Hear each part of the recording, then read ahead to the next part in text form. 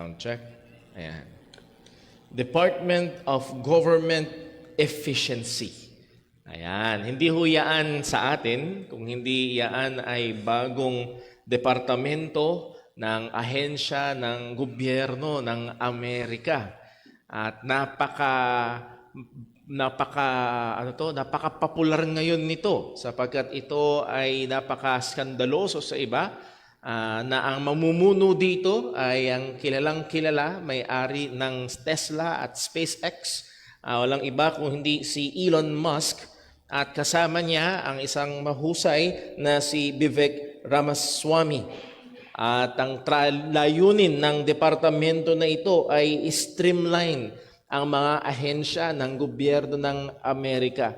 Sa madaling salita, alisin ang mga hindi kailangan. At sang-ayon sa mga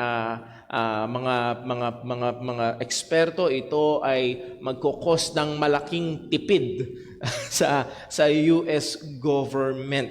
At yun ang yun ang bilin sa kanila ng President-elect Donald J. Trump, na sila ay papasok at yung mga hindi kailangan ay aalisin, yung mga kailangang ayusin ay aayusin, yung mga departamento na kailangang alisin ay isa-shutdown nila.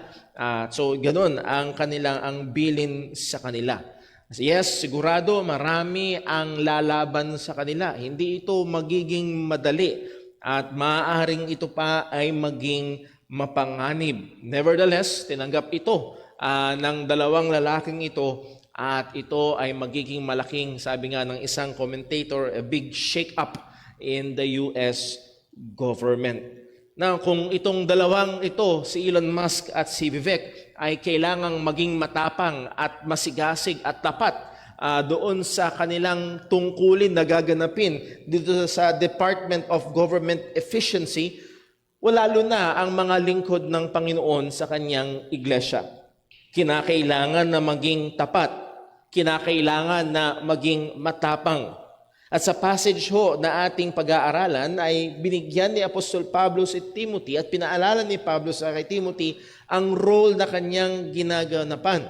Mga spesipikong mga gawain na kailangan niyang tupdin upang maprotektahan ang iglesia at ang mga katotohanan ng Panginoon laban sa mga kaaway at mga maling katuruan na umaatake dito, particularly sa lokal na iglesia kung nasaan si Timothy, and that is in the church at Ephesus. Kailangan niyang tupdin ang mga katungkulan na ito upang, kagaya ng nababanggit ni Apostol Pablo, na si Timothy ay isang maging mabuting sundalo ng ating Panginoong Hesukristo. Bago tayo magpatuloy, tayo muna ay manalangin. Panginoon naming Diyos, aming Ama sa langit, salamat po sa kabutihan mo, salamat sa katapatan mo, salamat sa iyong salita na basihan hindi lamang ng aming paniniwala, kundi maging ng aming pamumuhay. At narito, O Diyos, particularly sa amin na mga nasa ministeryo, narito ang isa sa mga basihan kung paanong tinawag mo si Timothy at binilinan mo, gayon din naman kami na bawat mga manggagawa at gayon din ang bawat Kristiyano sa iglesia. Tulungan mo kami, O Diyos, na maging tapat na sundalo, tapat na Kristiyano at gumanap sa katungkulan na iyong iniatang sa amin. Ama, tulungan mo po ang iyong mga ngaral, gabayan mo po ang iyong iglesia at bawat isang makikinig at lahat ng kapurihan ay mauwi sa iyo lamang. Dalangin namin ito sa ngalan ng aming Panginoong Hesukristo. Amen. Walang ating mensahe ngayong hapon ho ay ito. Every believer, especially the pastor or anyone in the ministry, must faithfully fulfill his God-given task of protecting the truths of God in the church by preventing false teachers and teachings. Ang bawat mananampalataya, so hindi lamang ito sa pastor o sa mga tumatayo sa likuran ng pulpito, pero ang bawat mananampalataya ay kinakailangang matapat na tupdin ang ibinigay ng Diyos na katungkulan sa kanila na ingatan ang mga katotohanan ng Panginoon sa iglesia ng Panginoon sa pamamagitan ng pagsansala sa mga huwad na tagapagturo at maling katuruan. As you may know, isa sa mga madalas na ginagamit ni Apostol Pablo para ipinta ng may vivid picture ang buhay Kristiyano at ang ministeryo ay walang iba kung hindi ang larawan ng sundalo na engaged sa labanan. Sometimes ginagamit niya ang larawan ng agrikultura, larawan ng engineering or pagtatayo ng mga gusali, larawan ng atleta, at ngunit ang isa sa pinakamadalas niyang ginagamit ay ang larawan ng pakikipagdigma.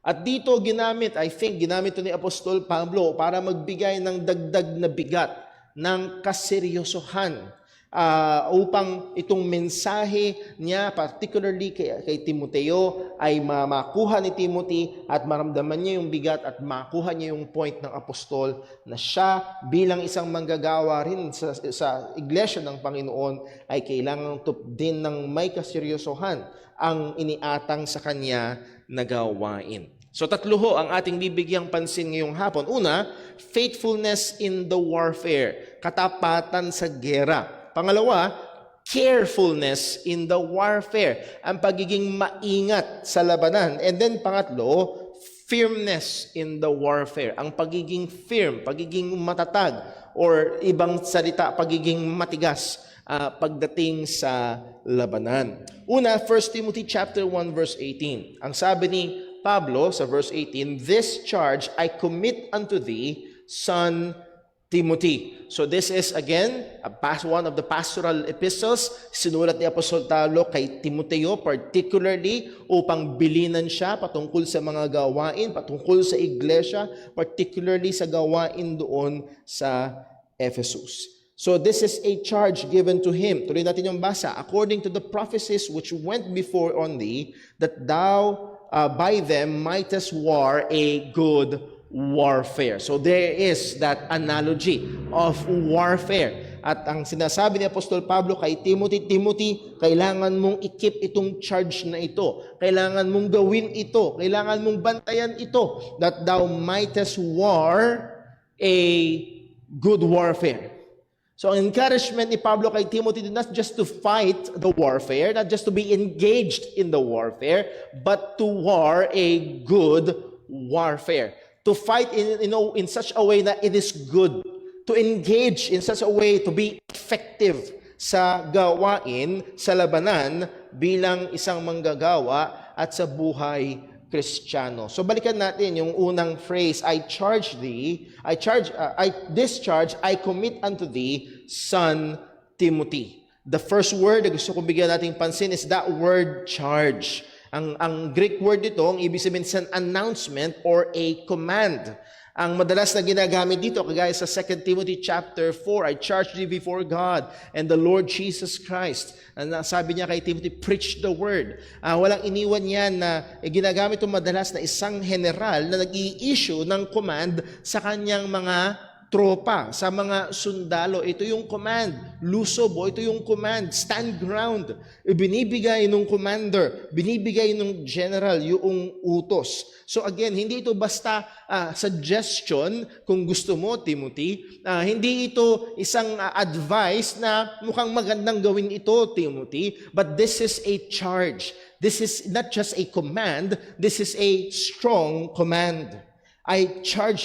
This charge I commit unto thee. Well, this harkens back. Bumabalik ito dun sa verses 3 and 4 na kung saan sinabi na ni Apostol Pablo ang salitang ito. Sa verse 3, 1 Timothy chapter 1, "As I besought thee to abide still at Ephesus when I went into Macedonia." So again, pinakausapan ni Pablo si Timothy, magstay ka muna sa Ephesus. May mga kailangang gawin, may mga kailangang ayusin sa Ephesus. Magstay ka dyan habang papunta ako sa Macedonia. "That thou mightest charge some that they teach no other doctrine, neither give heed to fables and endless genealogies, which minister questions rather than godly edifying, which is in faith. So do." So inire-rivet, ipinapako ni Pablo ang isipan ni Timoteo at ang kanyang puso para gawin ang task na ito. Ito yung charge, ibig sabihin napakabigat. At dito sa chapter 1 verse 3 and 4, ang charge sa kanya ay pigilan yung mga nagtuturo ng mali. Ibig sabihin sa church at Ephesus, meron ng mga nagtuturo ng mga bagay na damaging sa church.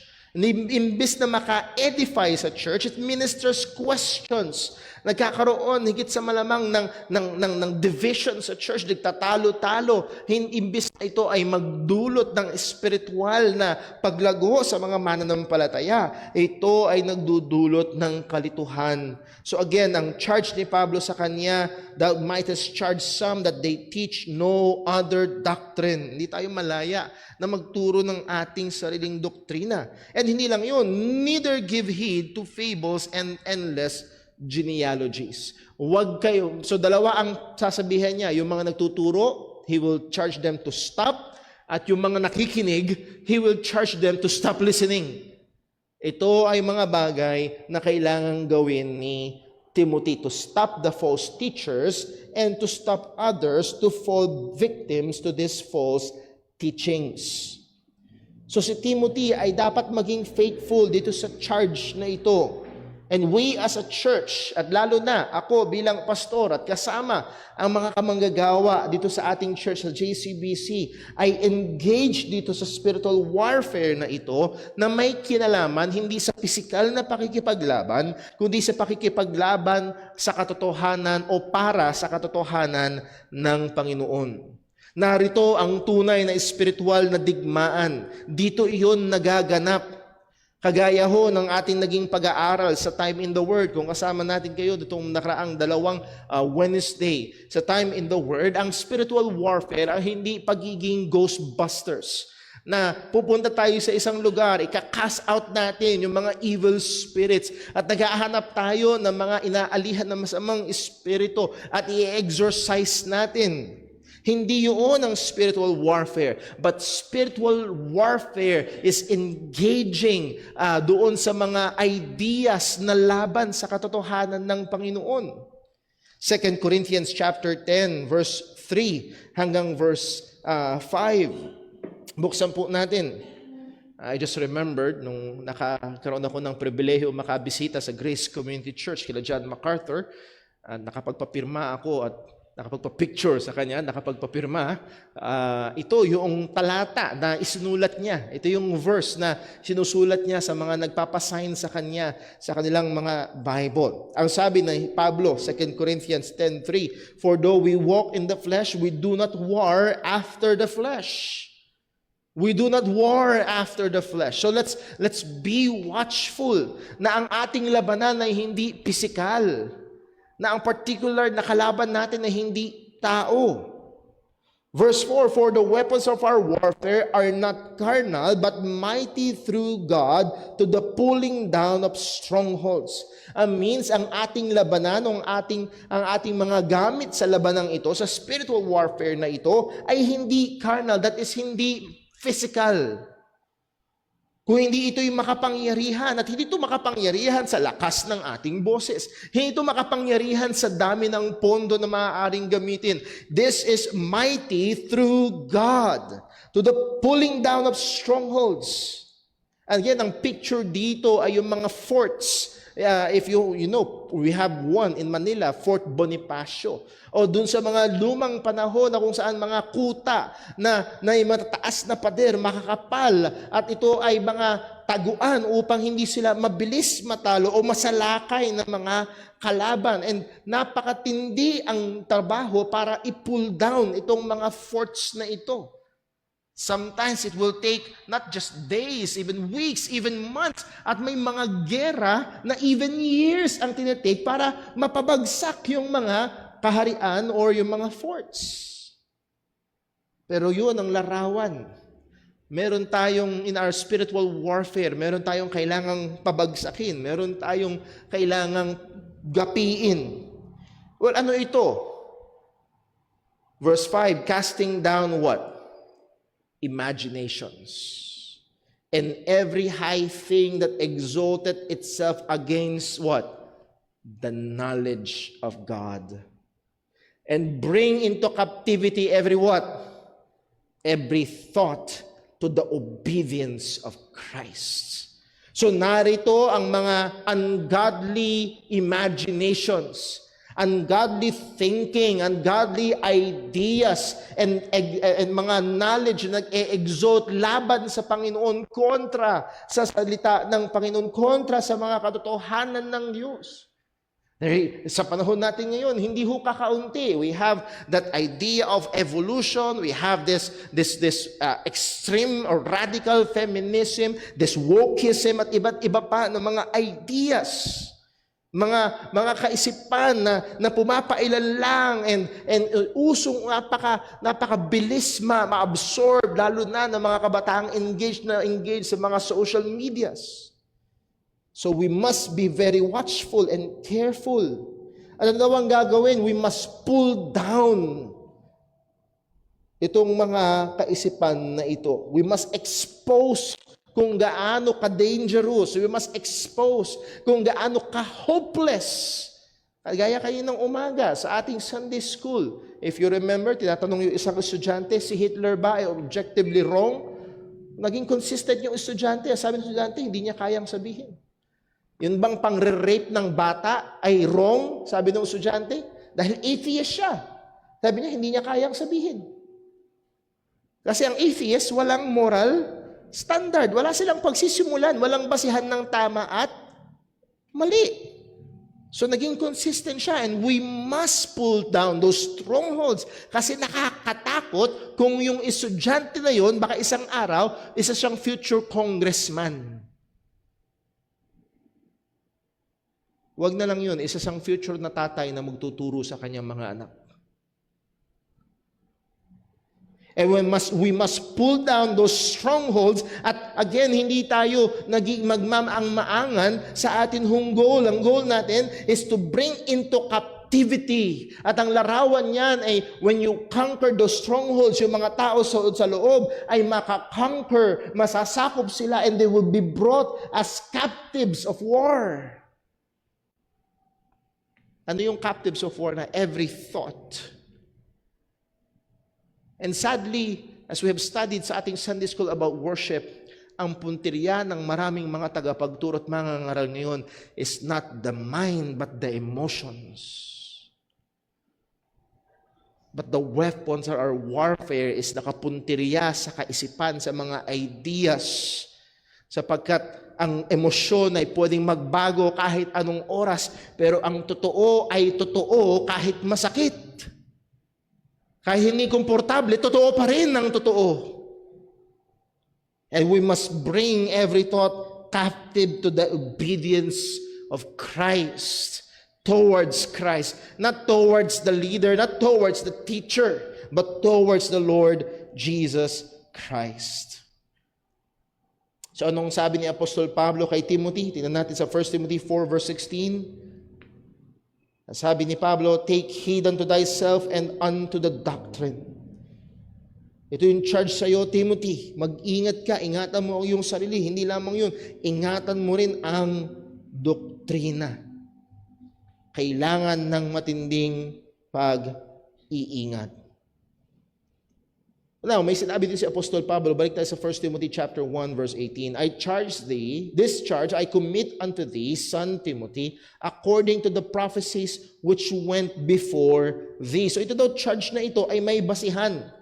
Kaya ako sinasabi sa iyo to, Timothy. Kaya ako ibinibilin sa iyo to, Timothy. Kaya ako ito sinasabi sa iyo ng may bigat, Timothy, because this is according to the prophecy which went before thee. Ang sabi niya, again, basahin natin, I charge thee, this charge I commit unto thee, son Timothy, according to the prophecies which went before thee. Ito isang ayon do sa mga propesiya na nagganap na na nagganap na nung una. Now, this does not pertain to any Old Testament prophecies. Walang verse na, walang sinabi si Apostol Pablo, as it is written, Timothy, na may Old Testament prophecy na pumapatungkol sa iyo. Now, there are two possible interpretations ito sa sinabi ni Apostol Pablo dito. Number one, that in the life of the early church, kagaya ng mababasa natin, for example, sa book of Acts chapter 11 or sa book of Acts chapter 21, na merong mga New Testament prophets. There are some believers na binigyan ng Panginoon ng gifts of prophecy. Thus, they are able to, in a way, in a supernatural way, reveal some future events. You remember Prophet Agabus? Na kung saan kinuha niya yung girdle ni Pablo at tinali niya yung kanyang kamay at paa. At ang sabi niya, ito ang mangyayari sa nagmamay-ari ng girdle na ito. So he prophesied about what will happen to Apostle Paul. And there may be some of these prophets in Lystra na kung saan nag-prophesy concerning kay Timothy sa kanyang future usefulness sa ministry. Maybe even as specific as regards to dealing with false teachers at Ephesus. Again, maaaring yun ang binibigyang pansin dito ni Apostol Pablo. Now, the second na interpretation na maaari is a prophecy by means of close observation. Minsan, meron tayong pinagmamasdan na bata. At sa batang ito, meron tayong tinitingnan, uy, mahilig siya sa mga numero. Magiging engineer yan. Di ba? Or minsan sinasabi natin, uy, mahilig siya sa ganito, magiging pulis yan, magiging sundalo yan. Baka maging, ay nako, ang lakas ng boses, baka maging barker yan.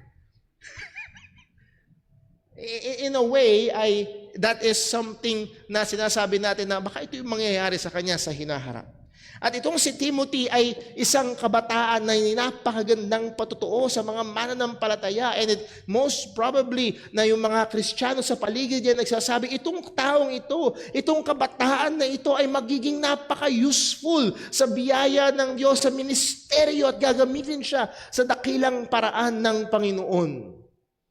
Sa Acts chapter 16 verse 1, dito natin makikita kung paano kinumend itong batang si Timothy. Ang sabi, Acts 16 verse 1, Then came he to Derbe, si Apostol Pablo, and Lystra, and behold, a certain disciple was there, named Timotheus, the son of a certain woman which was a Jewish, and believed, but his father was a Greek. Verse 2, which was well reported of by the brethren that were at Lystra and Iconium. He was well reported. Itong kabataan na ito ay maganda ang patutuo. Itong kabataan na ito ay napagmasdan ng mga kapatiran at nakita nila na merong kakaiba, na mumukod tangi, head above shoulders, itong si Timothy sa kanila at sa ibang mga maaaring kaidaran niya. At maaaring ilan sa kanila ay nag-quote and unquote prophesy na he will be used of God in a very marvelous way. At narito, sabi ni Apostol Pablo kay Timothy, kung babalikan natin ang chapter 1, verse 18, This charge I commit unto thee, son Timothy, according to the prophecies which went before on thee.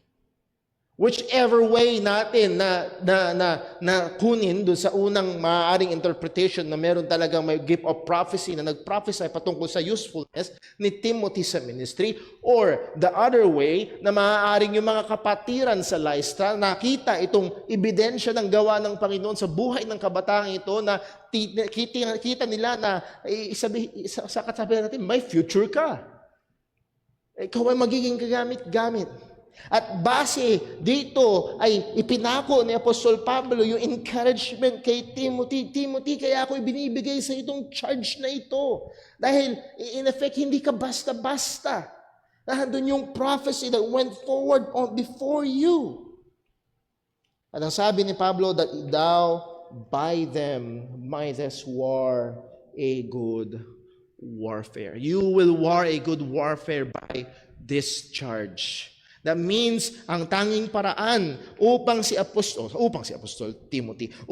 Timothy ay makapagdaos ng isang warfare that can be characterized as a good warfare, a faithful warfare, a godly warfare, ay kung gagawin niya ng may katapatan itong charge na ibinigay sa kanya ni Pablo. Si Timothy ay kailangan maging matapang, si Timothy ay kailangan siya ay magpakalakas, hindi dahil merong special sa kanyang sarili, kundi sa pamagitan ng mga propesiya ito sa biyaya ng Panginoon na nireveal sa kanya at isinupply sa kanya. So Timothy must be faithful to his God-given role in the ministry to war a good warfare. And yes, una ay sa atin bilang mga nasa ministries, ano man ang ministry na pinagkatiwala sa atin ng Panginoon, be it preaching behind the pulpit, teaching children, or any ministry na binigay sa atin ng Panginoon, we must war a good warfare. Kung nagtuturo sa mga bata, again, you are fighting against worldly ideologies. Na yung mga bata na tinuturuan sa Sunday School ay tinataniman sa eskwelahan ng mga kaisipan na laban sa Biblia. Nakakatanggap sila ng mga salita at pananaw na hiwalay sa salita ng Panginoon through their social media. O kung sakali man ang ating ministry ay may kinalaman sa multimedia, lalo ng kalat na kalat dyan ang mga maling kaisipan. At pinakauna sa lahat, syempre, ang mga tumatayo sa likuran ng pulpito upang ipangaral ang salita ng Diyos, which is ang pastor ng iglesia. Ang mga pastor ay kinakailangan na maging matapat sa pagbabantay sa iglesia laban sa mga false teachers and false teachings, even wrong practices. At kinakailangang alalahanin niya ang pagkatawag sa kanya ng Panginoon. As Paul reminded kay Timothy, may propesya tungkol sa iyo. May mga sinabi tungkol sa iyo. Alalahanin mo ito, that thou mightest war a good warfare. Again, hindi lamang ang mga pastor, kundi ang buong church ay kinakailangan maging given dito, maging engaged dito.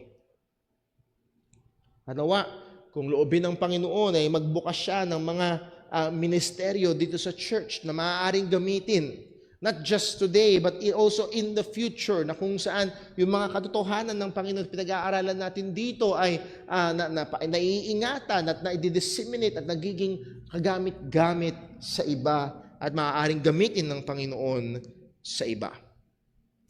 O tignan natin, so that is number 1, Timothy must fight a faithful or must be faithful in the warfare. So faithfulness in the warfare. Number 2, there must be carefulness in the warfare. Timothy must be careful. Naalala ko nakapanood ako ng video na kung saan nilarawan yung ilan sa mga malalaking struggle ng mga US Army nung sila ay nasa Vietnam.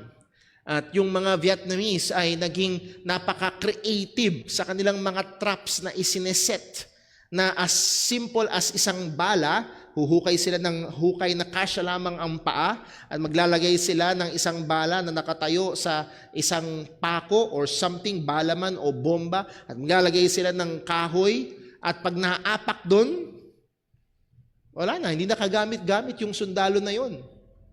O maglalagay lang sila ng 3 o 5 pako o magkabila, pag naapak ka doon sa gitna, sasara yun. Wala na. Hindi ka nakagamit-gamit at istorbo ka na sa buong army para kailangan ka nang iuwi. Napakatindi at bawat hakbang ay kailangang mag-ingat dun sa gera na yon. Well, again, tayo bilang mga mananampalataya na engaged sa warfare ay kailangang maging maingat, lalo na ang mga nasa ministeryo. Verse 19, basahin natin, 1 Timothy chapter 1. Ang sabi ni Apostol Pablo, simulan natin sa verse 18 to get the flow of thought. This charge I commit unto thee, son Timothy, according to the prophecies which went before on thee, that thou by them mightest war a good warfare, holding faith and a good conscience, which some having put away concerning faith have made shipwreck. So how will Timothy war a good warfare? Sang-ayon kay Pablo, 2 bagay. He must hold the faith and hold a good conscience. So there must be carefulness in the warfare. Ang sabi ni Pablo, holding faith. That means keeping possession of the faith. The Christian faith, the revealed truth. Yung mga katotohanan, lalo na ang katotohanan ng Ebanghelyo na idiniposito sa kanila, itinuro sa kanila, at ngayon tutungkulan na ito ituro rin sa iba. And Timothy must hold on to that truth. Huwag niya hayaan na ito ay mawala. Huwag niya hayaan na ito ay matangay. Huwag niya hayaan na ito ay makontaminate. The way for Timothy to war a good warfare is by continually holding on to the revealed truths of the Word of God. Hindi siya dapat maging kagaya ng mga immature believers. Ephesians 4 verse number 14. Na kung saan ang sabi ni Pablo, itong mga immature believers that we henceforth be no more like children, tossed to and fro and carried about with every wind of doctrine. Napakadaling tangayin.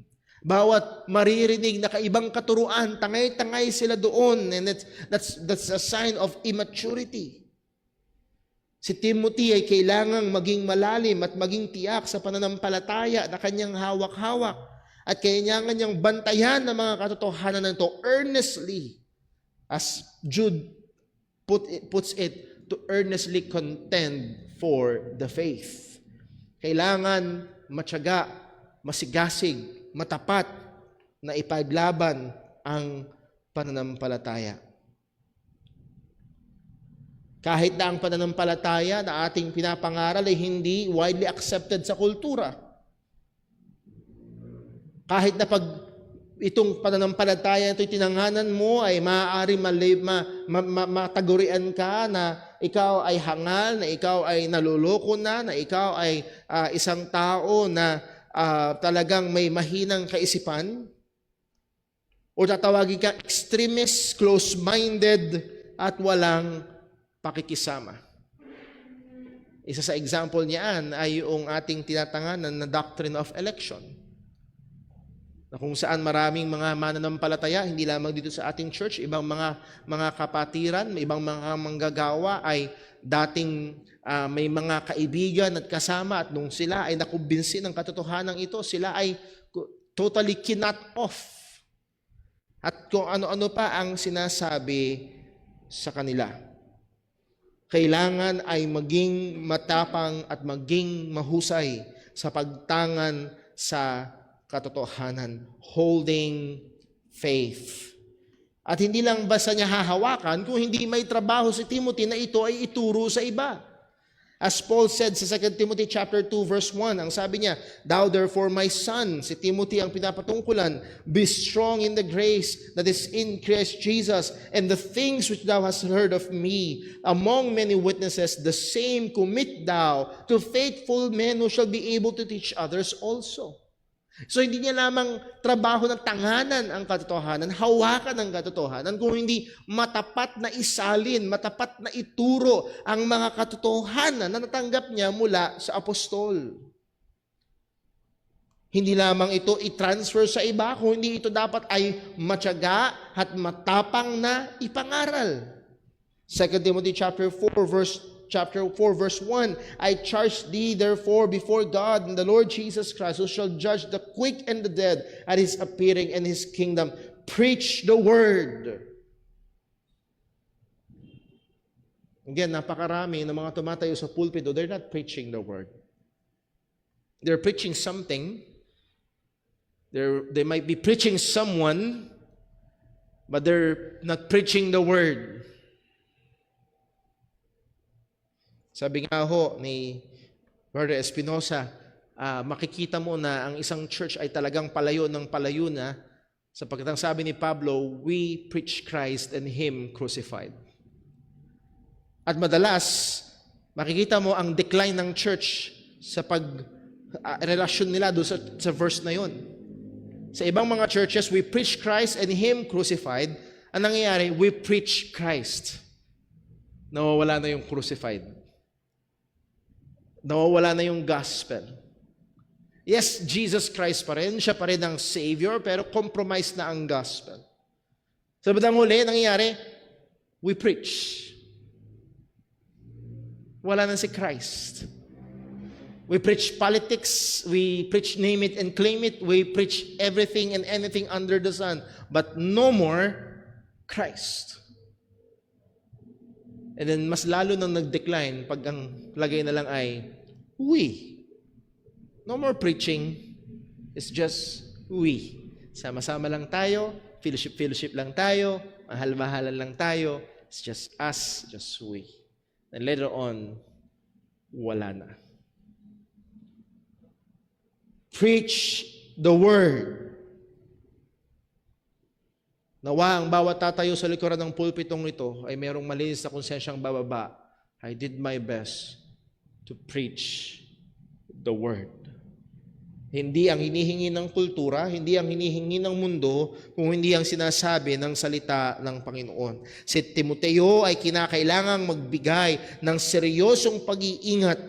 Ito dapat ang kanyang maging conviction to preach the truths of the Word of God. And as we have been doing dito ho sa ministry, sa JCBC, ang isa sa mga kaparaanan, and I am convinced, ang tanging paraan na magagawa ito ng may katapatan is to preach expositorily. Na pag binasa ang salita ng Diyos, ay bubuksan ang salita ng Diyos na binasa na yon at ipapaliwanag at ia-apply sa buhay ng mga mananampalataya. Napakaraming mga mangangaral, babasahin ng talata, iiwan ng talata, at hindi na babalik dun sa talata.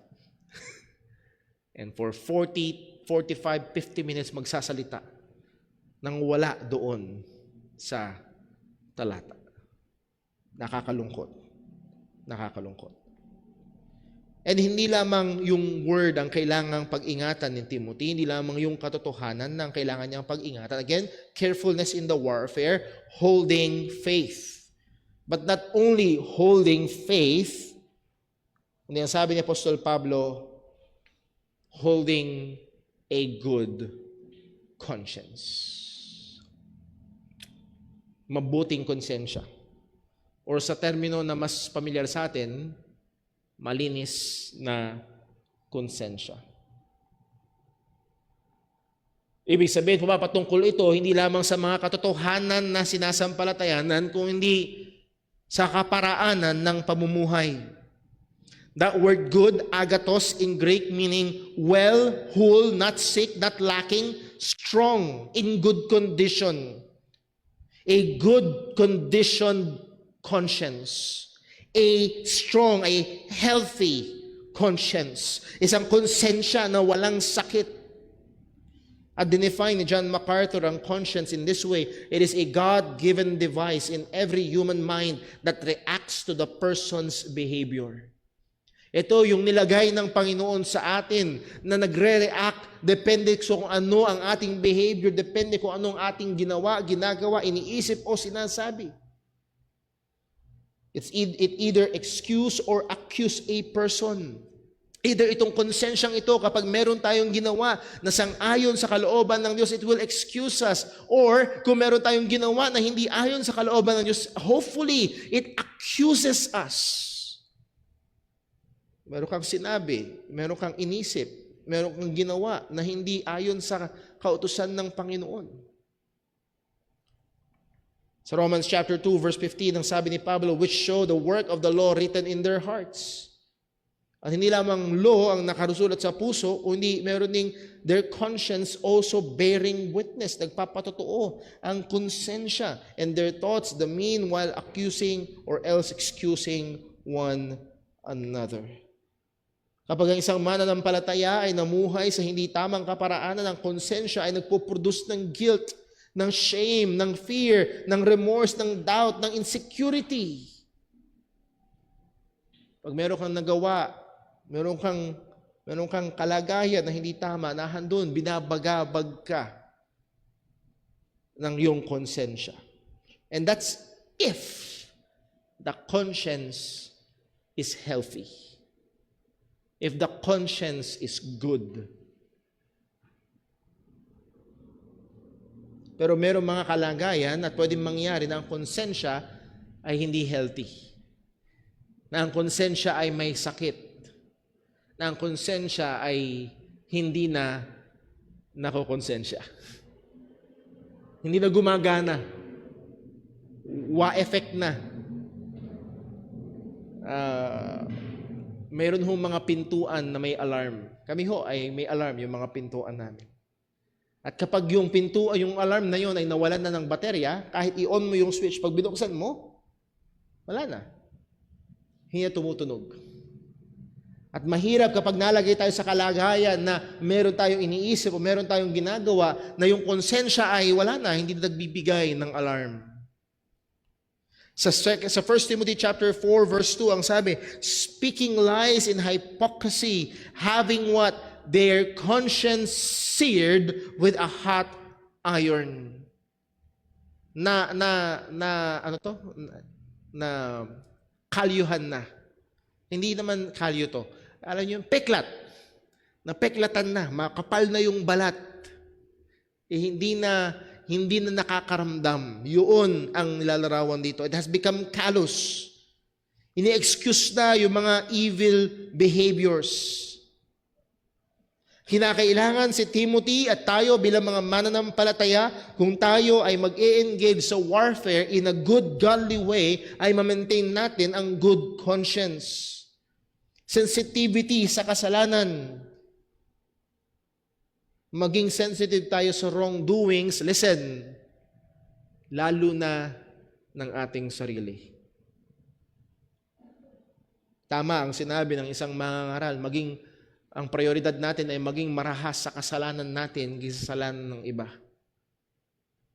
Pero madalas, marahas tayo sa kasalanan ng iba at dismissive tayo sa kasalanan natin. Let's be watchful. Kung tayo ay merong good conscience, ito ay magre-resulta sa mataas na standard ng integrity ng buhay, lalo na ng mga mangangaral o lingkod sa iglesia. Ito ang mainam na tungtungan na kinakailangan na meron ang mga mangangaral, lalo na ang mga lingkod sa church. Now, sadly, as Paul said, pagtutuloy natin dito sa 1 Timothy chapter 1. 1 Timothy chapter 1, verse number 19. Ang sabi ni Pablo, holding faith in a good conscience, which some having put away. Isinantabi na nila. Merong ilan na isinasantabi ang faith. Isinasantabi ang katotohanan. And sadly, merong mga mangangaral, mayroon pa akong libro nila dyan. Isinasantabi ang katotohanan. Itong si Joshua Harris, ang kanyang libro ay He Kissed Dating Goodbye. He kissed the Christian faith goodbye.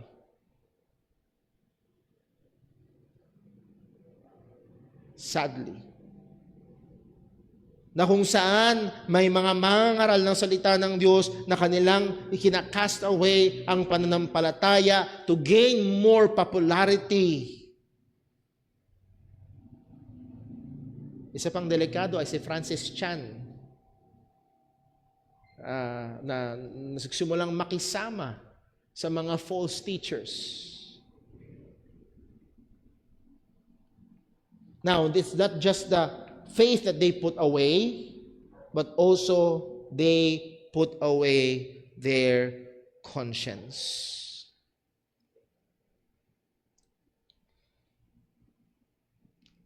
Well, balik lang tayo ng konti dun sa faith. Many individual believers or teachers of the Bible or churches or organizations are willing to compromise the truths in order to be in order to gain more people, in order to gain more popularity, to avoid pressures.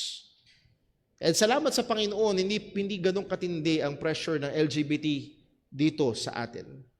Pero hindi malayo. At nawa, dumating man yung ganun, ay masumpungan tayo ng Panginoon na nagtatapat sa katotohanan niya. Yung iba, ang kino-compromise nila ay yung konsensya. They do not just compromise the truth, but they compromise their conscience, their life. Kinakailangan tayo ay mamuhay ng isang buhay na karapat-dapat sa ebanghelyo ng ating Panginoong Jesucristo. Yet napakarami na nasa leadership ay nakikipaglaro sa kasalanan. Kung pwede ko lang sanang sabihin na konti lang ang mga Christian leaders na nahuhulog sa kasalanan. Well, higit sa malamang, kung hindi man lahat tayo, marami sa atin ang nakahagip ng balita Na isang kilalang kilala, even ako ay nasaktan. Bakit? Ako mismo ay nakikinig almost regularly ng kanyang mga teachings and preachings. May mga libro ako ni Steve Lawson dyan sa aking library. Now, it doesn't mean ang kanyang mga tinuro ay false, pero behind those really good teaching ay ilang years ng pamumuhay ng immoralidad. Sad. Kailangan tayo maging mapagbantayan. Church, kailangan yung bantayan ang inyong mga manggagawa, lalo na sa area ng 3 F. Finances, fame, and female. Kailangan yung bantayan. Hindi ho kaunti, kundi marami ang bumabagsak sa mga bagay na ito. Anong nangyayari? They compromise their clear conscience. They have put away the sound doctrine and clear and good conscience concerning faith. Ang sabi ni Pablo, they have made shipwrecked. Ang larawan nito ay isang barko na sumadsad, bumanggana doon sa batuhan at butas. And the only way is going down. May kukumpara natin ang katotohanan ng Diyos at ang malinis na konsensya ay 2 steering wheels sa buhay ng isang lingkod ng Panginoon, ng isang mananampalataya. And we cannot we cannot afford to lose both or any. Halimbawa, nag-drive ka ng sasakyan, 4 wheels, may 2 gulong sa harap. Pili ka, alin ang gusto mong alisin habang tumatakbo ka? Yung kaliwa o yung kanan? Good doctrine, truth, or good conscience? Both are necessary. Very, very important. Kinakailangan ng isang lingkod, not just the ministers in the pulpit, but the whole membership of the church ay kailangang maging maingat.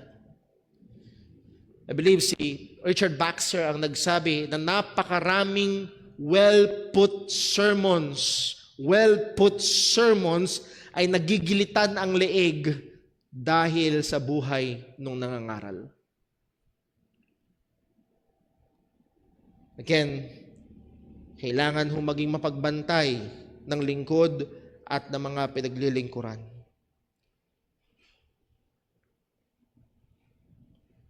Ito ay maaaring pumapatungkol sa hindi ito pumapatungkol sa kawalan ng kaligtasan, at there's no such, hindi pwedeng mawala ang kaligtasan ng isang tunay na Kristiyano, pero maaari ito pumapatungkol sa mga tao na kino-compromise nila ang katotohanan at kino-compromise nila ang kanilang linis ng kanilang pamumuhay. Kaya yun, napakaganda ng church discipline upang tawagin sila sa pagsisisi. At kung sakali man at kung nakakalungkot man na ayaw tumugon sa pagsisisi, ay baka mamaya sila ay masumpungan ng mga hindi tunay na mananampalataya. Isang magandang nangyari na itong mga nakaraang buwan, naging matunog ang pangalan ni Ed Lapis at ni, sino ba yun? Si Limonyo? Si Limonyo at Big Bro, anong pangalan nun? Hindi ko maalala ang pangalan niya.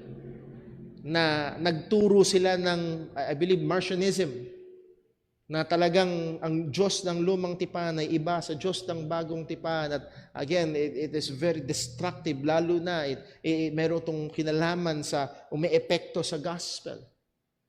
At nakalimutan ko yung grupo na kung saan kinabibilangan nitong mga mangangaral na ito, na anong ginawa nila? Nag-stand sila.